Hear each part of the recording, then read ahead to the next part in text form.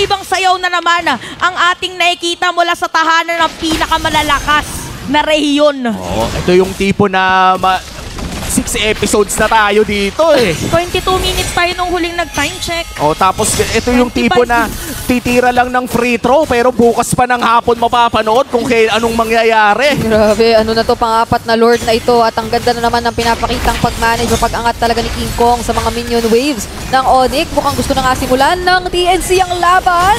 Kelra, na-burn, hindi pa na-burn na kanyang flicker dito. Pero may nanakapit, may nanakain pa, Ryzen! Si Ryzen yata yung target nila pero dadating rin si King Kong. Si Heads na hanap na. Si Jem pero hinatid.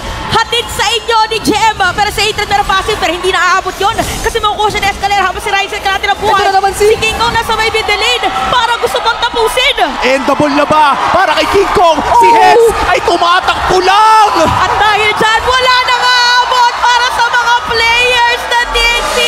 Dahil biglang ginulat ang mundo. Onyx tuloy-tuloy ang pagkapanalo. K&K Connection.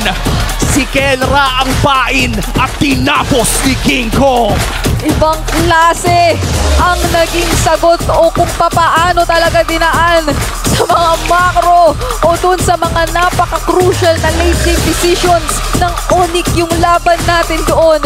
And again, it was a very close match or game na nakita natin. Kamuntika na talaga sana yung pumabor sa TNC.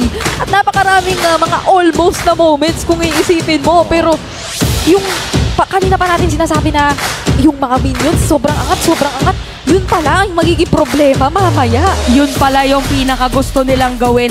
Kaya naman pala, di ba, usually pang mga ganyan long games na tas nakatitig tayo dun sa mga junglers kasi crucial yung retribution. Feeling ko, alam ng Onyx na yun yung mindset nung kalaban nila. So